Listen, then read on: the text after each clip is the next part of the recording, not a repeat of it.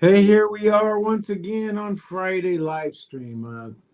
We're getting ready to go again. As I believe I mentioned this in one of our other Friday live streams. On Wednesday here at the church, I'm doing a study series on straight talk on the rapture.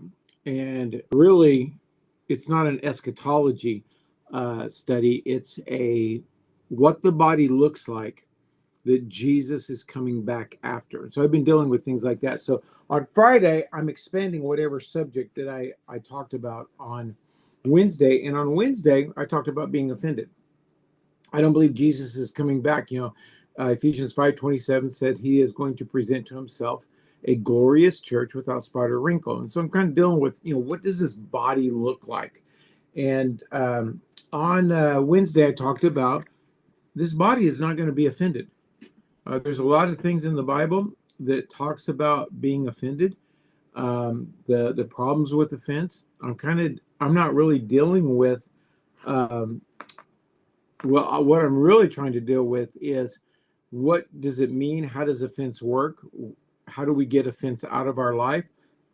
How do we stay pure? How do we stay glorious? I tied offense. The Bible says that it's impossible to live in this life and offenses not come. There's going to be things that can offend us, and so in that I brought up like fearful. I don't know that a person can live 100% without fear, but at what point does it become a spot and a wrinkle? I think the same thing is true about offense. You can't live in this life without having the opportunity to be offended. How do you get it out of your life? And so that's what we've been talking about, and I'm going to pick up on it today with some different elements out of the Bible to see how it works, what causes an offense. Really, an offense is caused by a violation. Something violated what we think it should have been. Now, the interesting thing about that is we create the standard of the violation. If I've often said, make the bar of life as low as you can so that you don't, because once the higher the bar is for how people respond to you, the more opportunities you're going to have to be offended. And I don't see where Jesus is coming back after an offended body. And so we need to pay attention to this. So welcome everybody who's joined us this morning on our Friday, the 17th of July broadcast. And I don't know where you're at, but it's been pretty hot out here where we are. And I'm not a hot person. I'm looking forward to fall. I wanted to get here as quick as possible. I hope you're enjoying it out in your garden, just sweating buckshot. I'm trying to stay in the air conditioning, but welcome to our broadcast. Make sure and like, comment, whatever. Just get algorithms going on whatever platform you're on. And if you want to support David Shipman Ministries, there's a QR code up in the corner. You can scan that and support us. We appreciate it. Well, let's get going here on the violations. What I'm going to do is try to classify the offense I want to talk about. The first one I'm going to talk about is validation. People get offended when they're not validated. And we're going to look at that one first. So I'm going to try to give a one topic element on it. And if I forget, just go ahead and remind me in the comment. So the first one's going to be about validation. And then I want to do, if I remember, what the offense causes us to do, because we'll see it in the stories that I'm going to read. And so we're going to go to Genesis chapter 4. We're going to start off in the beginning of the Bible, and we're going to start off in verse 3. And it says, and in the process of time, it came to pass that Cain brought of the fruit of the ground an offering unto the Lord, and Abel he also brought of the firstlings of his flock and of the fat thereof. And the Lord had respect unto Abel and to his offering, but to Cain and to his offering he had not respect. And Cain was very wroth or angry, and his countenance fell. And the Lord said unto Cain, why art thou angry, and why is thy countenance fallen? If thou doest well, shall thou not be accepted? And if thou doest not well, sin lieth at the door. So here we have Cain wanted to be validated. He came up with an idea that this is sufficient with God. And God said, no, it's not sufficient. It's not what I asked you to do. And so God rebukes him, doesn't accept his offering. Now, the word offense is not used in here, but obviously he became offended because he became angry, which brings us to another element of offense. Offense and anger always work together. Or let me say it this way. When we become offended, anger has already worked. Now, the Bible says, be angry and sin not. So we can get angry and not respond. So just because you're angry doesn't mean you're going into offense. But if you're in offense, anger started it. And so Cain became angry because his offering was not validated. We can see this. Now, obviously, pride is involved in this because there's Cain thinking of Cain and how Cain thinks. And so when God rebuked him, it didn't validate him. What would be the opposite of validation? I don't know. So the pride that's involved in this story kicked in. Pride is always going to be lingering around an offense also. The more prideful, the more self-focused a person is, the more easily they will get offended. Now, in Jude 1:11, the Bible tells us, do not go the way of Cain. So we have New Testament instruction on this first example. I believe this is the first example of offense. On this first example of offense. What was the offense? God had obviously told them what was a presentable offering. And when Cain didn't bring what God said, and God called him out on it, it angered him, which led to offense, which caused the murder of his brother. You see this in the news all the time. A fight happens, somebody kills somebody. Why? Because there was a violation that they looked at. You know, all the jokes. Remember, I don't know if they still go around. It probably not because it's so politically incorrect now. But back when I was a teenager, there was jokes. Your mama. Don't talk about my mama that way. You know, it's a violation. What if somebody talked about your mama and you thought, wow, they're very simple-minded, and you didn't get in a fist fight? See, you take adult men, and these days it'd be adult women too. You take adults who get in fist fights. I'm not talking about self-defense because somebody's trying to rob you, kidnap you, rape you, you know, whatever. I'm just talking about you have a disagreement. Okay, there's a violation in the disagreement. Anger ensues, and then an action takes place, a fight. So we don't look at a lot of these things in how they actually work in our what we're wanting. It's a derivative of our want to. Cain wanted his way to be accepted. You have that in the modern church today. Pretty much, I say there's only two reasons why people leave a church. They're offended, or God is directing them. Now, everybody that's offended is going to say it's God.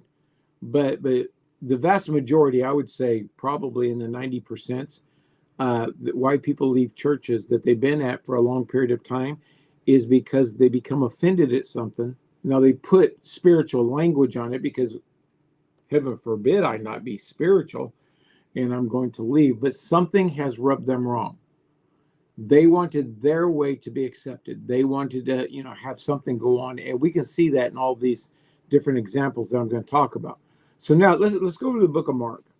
So if you need validation, this validation works in a lot of mysterious ways. Recognize, let's take it on oh my goodness, let's take it into the church.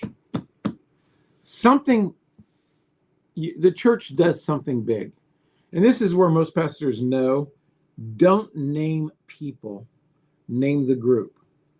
We want to thank, man, this big project we had last week. We're just so thankful of everybody. Harry over here, man, he just really carried the load and he moved all those chairs and did all this. And Sally over here was in the kitchen and she was doing, and you leave somebody out.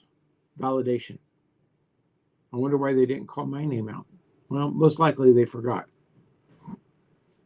Validation. People want to be validated. It's part of a Korah spirit. Korah in the Old Testament wanted to be validated. What, are you the only person, Mr. Moses, that hears from God? Haven't we heard from God also? Validation. You're not validating me. You're not, I believe I'm called to this, and you didn't look to me as part of the answer. Why aren't you using me?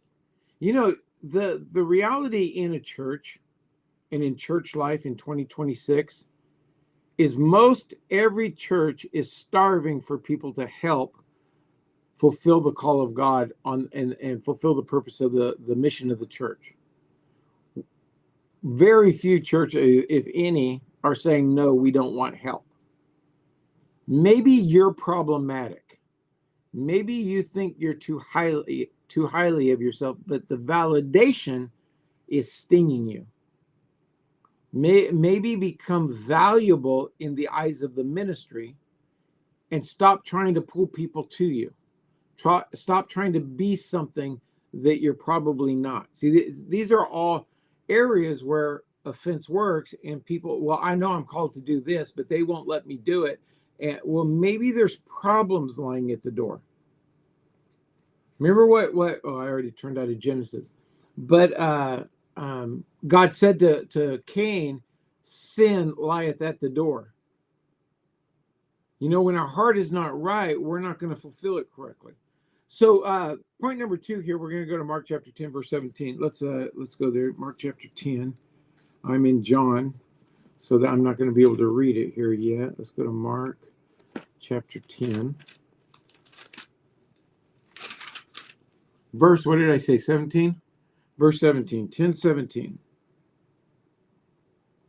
And Jesus said unto him, why callest thou me good? The him is a young rich guy who came. In fact, let's just go. Let's go to verse 17. I started reading at 19. And when Jesus had gone forth to the way, there came one running and kneeled to him and asked him, good master, what shall I do that I may inherit eternal life? Now, this is a setup.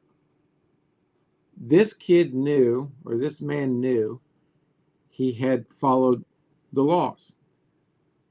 So partly he's wanting validation. Okay?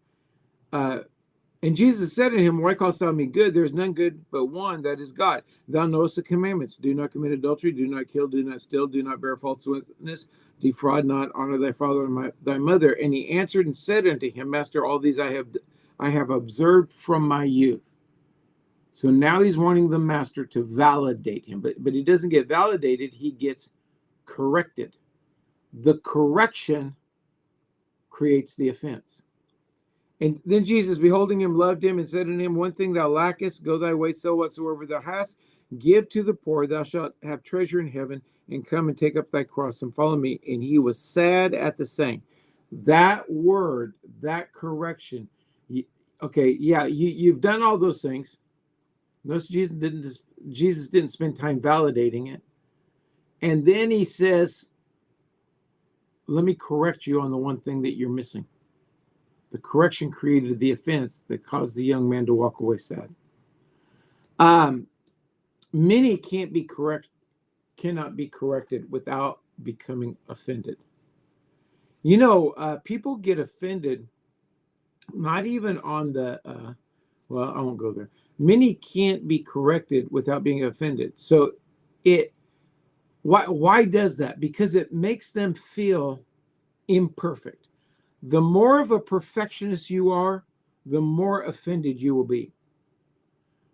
When somebody corrects you, if you don't have a submitted heart, if you're not a person of honor, you're not going to take it. And again, like with Cain, we all want to do things the way we're doing it because the way we're doing it makes sense. And see, this young man, he was missing one element, but he saw all the good that he was doing, all the rightness that he was doing. But don't talk to me about the one thing that he wasn't doing. Why was that? Because he had a lot of money. Don't talk to me about my money. You know, when there's an element that is off limits to God, whatever that subject is going to be an offendable point because you believe you're doing it right. I remember I was in the car with Pastor Cross. We were talking, and he was trying to help me with something. He's in heaven now, and he said, "David, you're not thankful." And the story I just told him, I was thankful. I mean, I had thankful in it. And but he says, "Yeah, but your issue is that you're not thankful." Now, I'll tell this story to pat myself on the back, but it's very true. It's very real. I said, "Pastor, you obviously see something that I don't. I trust you. Would you keep explaining it to me until I get it?" So I wanted to be corrected. I wanted victory. See, a lot of people, they live their lives. They want to be right instead of being successful. And they are to the point they'll become offended. They'll walk away. This man, what was the cause of, or what did the offense cause? He walked away. This is why people walk away from churches. You deal with something. I said it on Wednesday night that I've had people come in to the church and just tell me how much they appreciate my ministry. They like my directness, how I'll talk about things other pastors won't talk about, and I'll deal with it directly. And then later on down, a few years later or whatnot, I hit on a subject that hits their money. Not necessarily, I'm referring to this man. Jesus hit his subject that was off limits. And then I hit their subject that's off limits because they know they're doing it right. They want validation of who they are. And because they're looking for validation, when correction comes, they get offended. I'm preaching better than you're commenting. A lot of, as I said earlier, a lot of people leave churches. They have spiritual reasons, but really they're offended.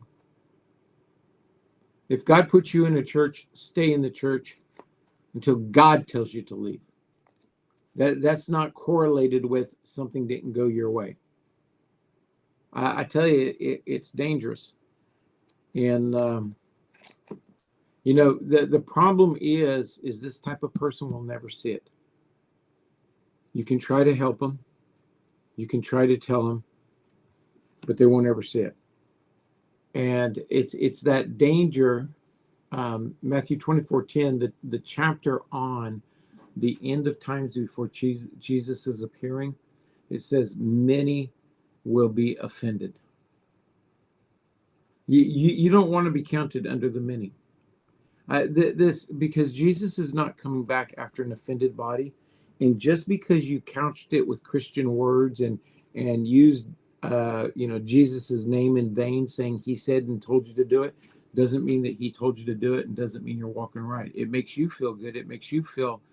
But if you look down at the core, why am I really doing this? It's because I don't like the way they dealt with me, corrected me.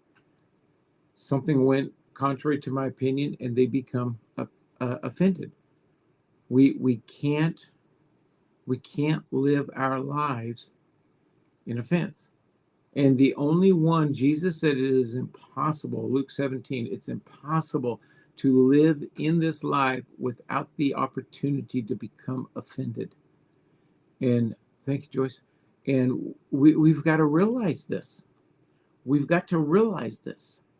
And if there's an offense in our heart, we got to get it fixed.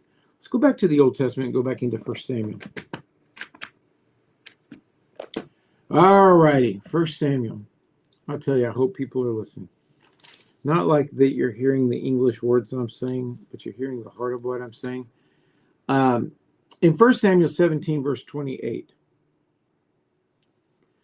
this is when David came into the camp, and Goliath is there, and David saying, all the army of Israel's hiding, and so is the king, and here's this Goliath, and they're talking about the reward that the king is going to give.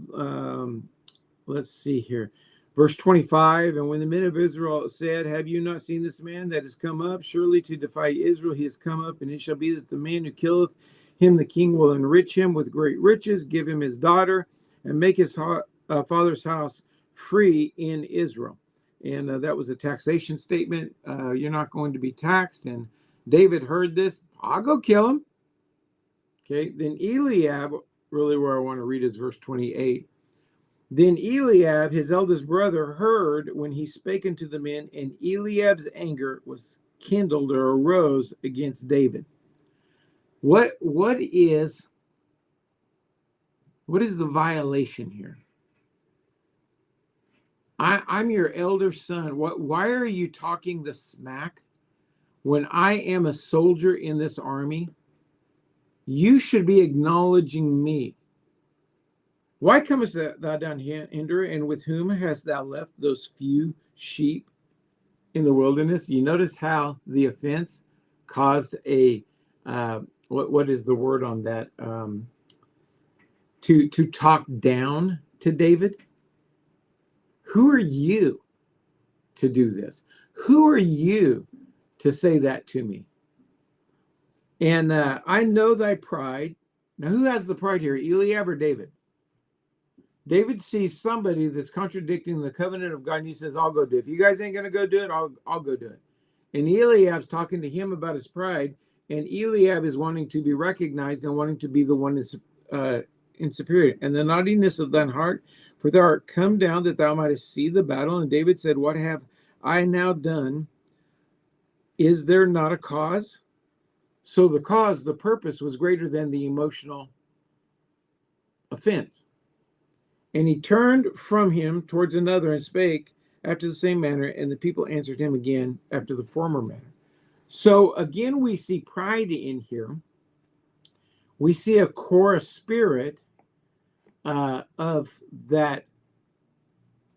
Who do you think you are? I can do this too, but he's not doing it. You bring this into the modern church, and okay, what did this offense cause Eliab to do? Nothing. Do you know that there's people thinking that they should be held to a high esteem, but because they're not held to this high esteem, they sit and they basically do nothing?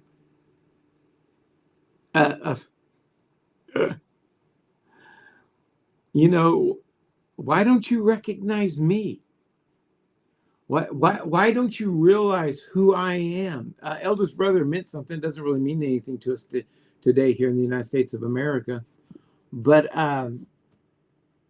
there's reasons why we get offended. And the offense causes us to do things. And nobody wants to look at that. Nobody wants to look at that. I went through a list of low-level offense, mid-level offense, and high-level offenses in my Wednesday Bible study at church. I'd encourage you to go back on that. And, the first one, something stings. You may roll your eyes, you may sigh, and then you get over it and move on. I've seen people, husband and wife, doing things. And one of the spouses will start talking, and the other spouse who thinks they're more spiritual will start rolling their eyes like, oh man, what do they think they don't know what they're talking about. Well, that goes different than a low-level opinion. They got marriage issues, and the person that's rolling her eyes is highly offended because they think they should be whatever they should be. We don't like to look at what is really going on. We don't like to look at the hurt in our heart. I did a business deal with a guy one time, And then after we got started, he reneged on his part. I had an opportunity to get offended, but I let him go and I just took it on and finished the project myself. Now, I ended up losing money on it because the agreement that we did, I had to pay for things that he was going to do and take part of the profit. It ate up all the profit. And I think after it was all said and done, his part of the loss was $4,000. So I lost 4, he lost 4, we lost 8, or it's been a long time now, or the total loss was 4,000. He lost 2, I lost 2. But I didn't get it. I didn't get offended. I didn't change my, if you talked about him, I could, oh yeah, I know him. And I wouldn't tell the story of what he did to me. And he came to our church one time and visited. I believe, it's kind of funny. I don't think he knew I was the pastor. And when I walked in, I saw him. I walked up and talked to him, hugged his neck, shook his hand, and talked to him. Didn't treat him any differently. I believe he was uncomfortable, but I wasn't. We're going to have opportunities, but don't think so highly of yourself that you've got to be recognized in a certain way. I've got here's a Davidism. There's a lot of people, they have to be thanked for everything that they've done. How come you didn't say thank you? I forgot. I'm sorry. Thank you. I really did appreciate that. I don't know. Maybe this is just a Davidism, the way I think, but I think within a husband and a wife, why do you need to be thanked? If you're married correctly, you're on the same page, you're going the same direction, and somebody that does something that takes a load off of you, that's part of the equation. If somebody does something for you out of the ordinary, it wasn't you needed to do it, help us to get where you're getting, then I can see that.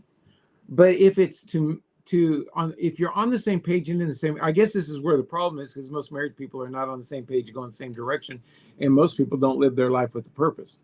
But if you mow the lawn and then your spouse says thank you for mowing the lawn, but you mow the lawn, you've got a house, you've got a lawn, it has to be mowed. You don't have to thank me if you take out the trash. Now, like at our house, my job is to take out the trash. So if I take out the trash, why do I need to be thanked for taking out the trash? See, I'm setting the bar so high so that if I don't get thanked, now there's a violation. No, David, you live in the house. Get ready. Your job is to take out the trash. Take out the trash, and you don't have to be told to do it. You don't have to be. We have a system. When the trash is wherever the trash is, it gets set out. I know that meant that this trash is ready to go out. I'll take the trash out. I don't need to be thanked for that. It's part of my household duties. We have. I think people set the bar so high in life, they can't even function because people are doing things. Eliab here is like, who are you to come in? Don't you have a handful of sheep to take care of? See, I've got to demean you in a way so that you can see that I am better than you. And then we get offended in the process. I don't get it. I don't get it. The last verse I'm going to read today, not right now, I got a couple more verses, but the last verse I'm going to read is what I do so that I cannot, I work very diligently to not get offended about things. I don't, excuse me, I got a yawn. I really live and don't expect people to do things for me. People do things for me and I'm appreciative of it, but if they don't, I don't think about it. And if I live my life, why didn't you see me? Why this? Why that? Why don't you justify why you're going to live in the prison of offense? So let's go to my next one. Where are we at? 1 Samuel. Let's go to the book of Judges, chapter 12. I like this one.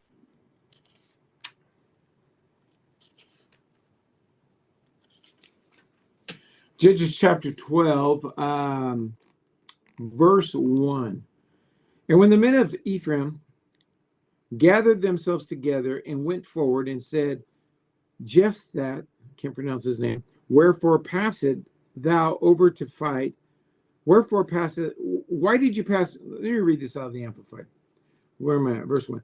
The men of Ephraim were summoned together, and they crossed over to Zaphon and said unto that guy, I can't pronounce his name, why did you cross over to fight with the Amorites and did not summon us to go with you? We will burn your house over with fire. Now, what is this? What is this offense? Why are you not using me?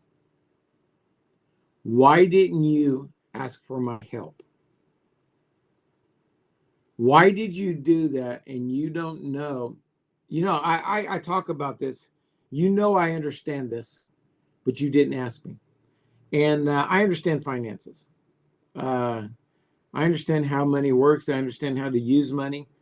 And it's amazing to me how many people make decisions on money and they know nothing about money. And they have a history of making dumb decisions about money, and yet they still make decisions about money. And I'll ask them, why didn't you ask me before you made that decision? Well, I didn't want to bother you. No, it was actually pride. You thought you could do it on your own because you know I have an open door policy. You can't bother me. I'm here to help people. And if a person needs help, now I've had people come and ask me questions before seeking advice on their car, you know, a mechanical issue. I tell them, I know nothing about cars. This is a topic I can't help you on. Go talk to, and we have 2 or 3 people in the church that know about cars. Go talk to them and ask them, because I don't want to, you know, give you some direction that I don't even know what I'm talking about. But here there's a person, we could have came and fought with you. Why didn't you call on us? And people get offended over this. And what does it cause them to do? It causes them to react back against the person. In this case, I don't think people modern day would burn somebody's house down, but I guess it could happen because murders have happened over being offended and being angry. So I guess you know, going and burning down somebody's house could be within the thought process something, because they thought that they were violated so much. You know, and I can help you on something. You will never have a violation in this life that is so egregious that it warrants burning down somebody's house. Isn't that a deep statement? But there probably has been people that have done that, because I've seen crazy things that people have done because of offense, because of that anger that works in there, the retaliation. I'm going to get even with you. And so we have to understand in this is, if you want to be used by God, go to God. Well, it wasn't that deep.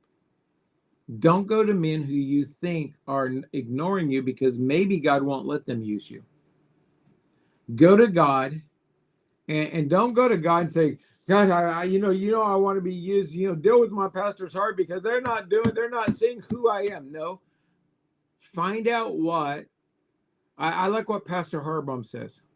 What are you doing today that will cause the Holy Spirit to recommend you tomorrow? That's a value statement. Why don't they see the value in you? Well, maybe because they can't trust you, because they know that you will try to pull people to yourself, or that maybe they know your personality and you're not going to do it the way that they want it done. You're going to add to it, take away, and do it the way you want to do. Somebody said something to me the other day of why I could do something and they couldn't.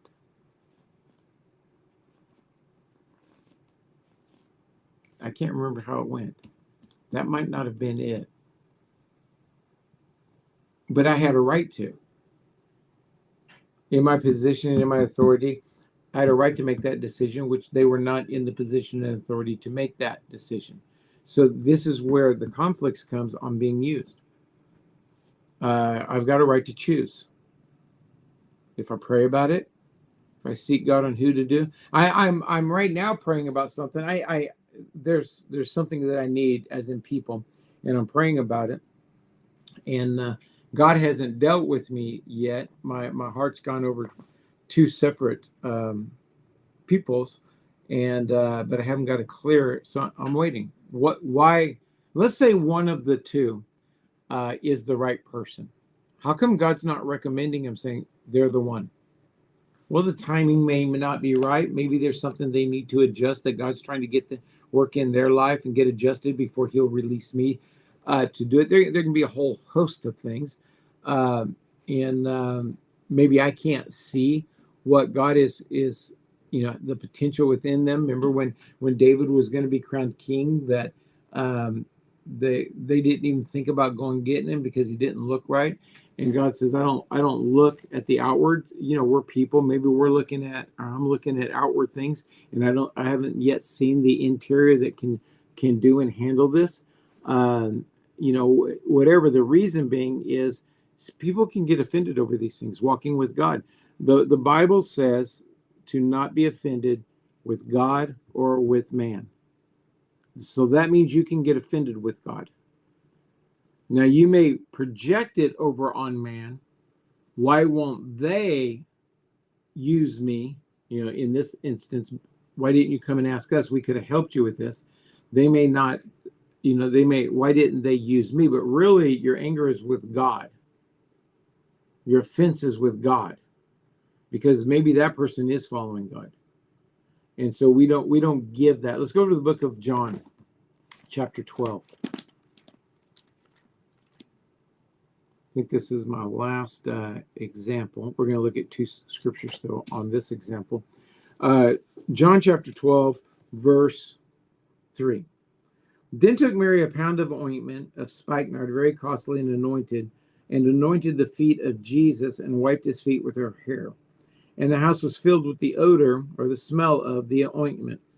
Then saith one of the disciples, Judas Iscariot, Simon's son, which should betray him, why was not this ointment sold for 3 pence and given to the poor? Now, we know he's a thief. We know he's going to sell Jesus. His goal was not helping the poor. His goal was, why are you using money that way? We could have used it for better things.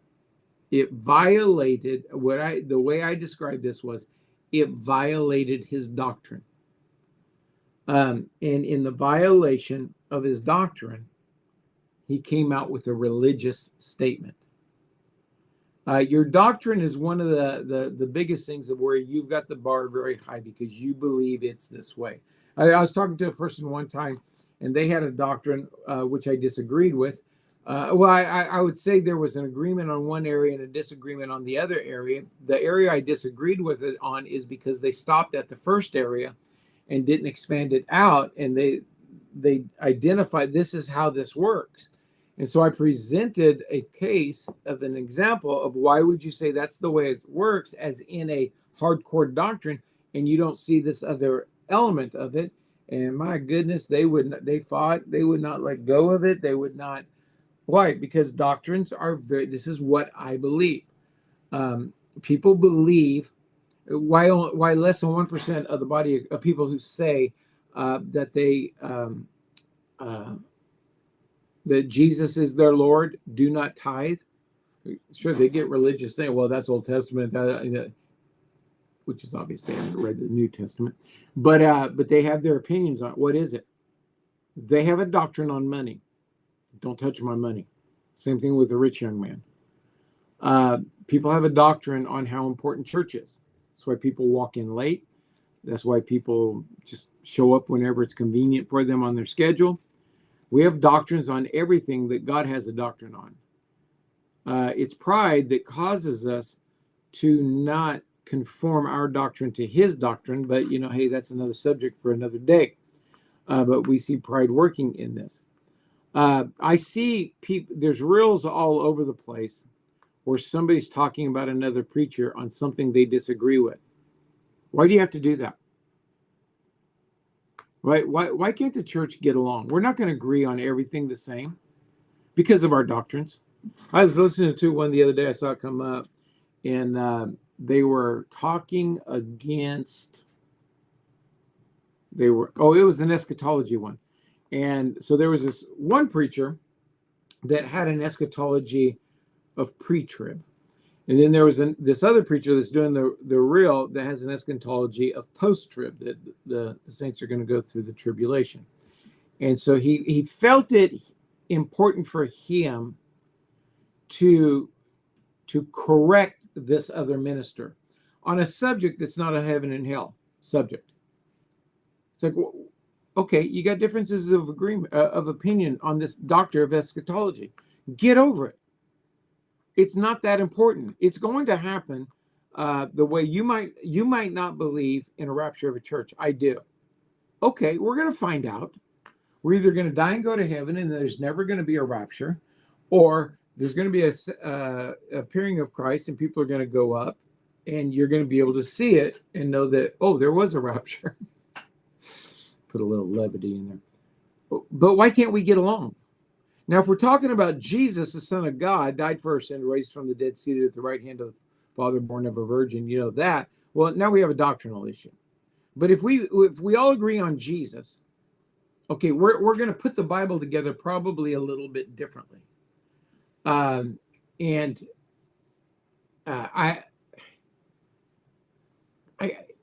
don't know, but there's a person that I knew very well that recently died. And he was with me for a long time, then he left. My personal opinion is he would have lived longer if he would have stayed with me. Why? My doctrine, very strong on healing and getting through things. Am I mad? No. He did what he thought was right for him. Yeah, I can't prove that he wouldn't have died anyway. It's just my doctrine. But I'm not going to allow it to, when he left, we were very close. He was a person that's, said some things that he would stand by my side always, and then he got offended over something and he left. And then he went through and got some other people to leave. Did I get offended? No. I give people permission to live how they're going to live. People are going to do things. People have been people ever since people have been people. People do people things. And typically when somebody leaves the church, they try to grab as many other people. Why? Because they're trying to get the pastor back on something that they got offended over. People don't look at why they're doing things. Now, they're going to put spiritual things on it, spiritual reasoning on it, and make it look like God has ordained this. But it's actually real easy and to see that, no, you're offended. And I know where the offense came from. I know how it manifested.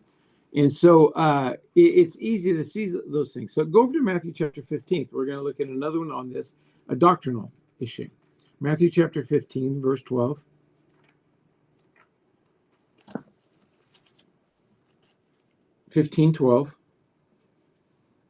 Then came his disciples and said to Jesus, knowest thou that the Pharisees were offended after they heard this saying? What happened? Jesus spoke truth. The Pharisees got offended. Why did they get offended? Because it violated their doctrine. I often joke that if you get 2 or 3 people in a room, you're going to find Christians, you're going to find doctrine you disagree on. And then I expand the joke out to, well, actually, the way it's happened, if you're the only person in the room, you're going to find a place to disagree. And I love the joke where the guy was stranded on an island and nobody came to rescue him for a period of time. And he thought, well, I can either sit here and die, or I can put I can be productive and do something. So he started building him a little town. Had some construction skills, and he built him a house to live in. He built him some other things, and different things that he could do. Once he finished one building, he'd go to another building. And one day, years later, a guy comes walking into his little town. Wow, you guys finally came! I've been waiting for somebody to rescue me. And the guy said, yeah, we didn't see you, but we got these satellites up now, and we saw some stuff going on down here, so we decided to come in, check it out, make sure everything. He says, no, I'm stranded. He says, all right, well, come with us, but what is all this? Well, I've been here, so long, I just started building me a little town. Oh, that's cool. What's that building over there? He said, that's my church. That's where I go to church and worship the Lord. Wow, that's a cool thing. What's that church over there? Well, that's the church I used to go to. And there's really a component of this that Most people don't even have enough purpose to follow the purpose and stay on purpose without getting upset at themselves. But people in the church world, there's many people that cannot survive another person's doctrine, and they get offended over it. They retaliate. They do different things. What did this cause the Pharisees to? They constantly tried to arrest, push Jesus off a cliff, do different things. They constantly opposed him. Why? Because they were offended. Now, I want to close off on this in Acts chapter 24. I read this verse on our Wednesday Bible study, but I want to read it again. In Acts chapter 24, verse 16, it says, Paul talking, and herein do I exercise myself to always have a conscience void of offense toward God and toward men. He worked on his thinker to make sure he never took offense. How much effort, how much time do you put in to not being offended at God or man? Meaning that if you're not validated, if you receive correction, if you're not acknowledged, if you're not being used, if somebody contradicts your doctrine, if something comes along that stings, that hurts, that's violated a trust, that you will not go down the path. You can be angry and sin not. You will cast it down, the thoughts of it. You will not dwell on it. How much do you work on that? Because of Matthew 24:10, in Jesus' exhortation about the end times, many shall be offended. So the opportunity to become offended. I live in the state of California, and we have a governor that, oh my goodness, if you want the opportunity to be offended because somebody is so self-focused on themselves and on money that they don't care what happens to somebody else, we welcome you to California. But you can't. If you sit and watch the news all day, if you sit and watch everything that he does, you're going to get offended. As this earth comes down to the closing hour, Jesus is appearing, who's going to present to himself a church without spot or wrinkle. You and I are going to have to not get offended. The only way, what this body looks like does not look like an offended body. It looks like a body that's free. And if it's free, then the people that make up the body have to be free.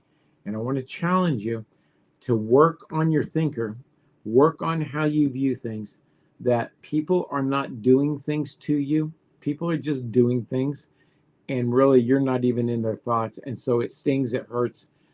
People suffer consequences. Just don't take the bait. Don't take the bait. Well, if you live anywhere near California, let us just go ahead and say once again, join us in our live services at Copi West Coast, 345 East Tolley Avenue, Sundays at 10, Wednesdays at 7. We invite you to come join us. We want to see you successful. We want to see you rapture ready, and we're doing everything we can to help you. If you want to support David Chipman Ministries, just scan the QR code there, and you can support us. We appreciate that. God bless you. Come back and see us next week or in person or on any of our live streams.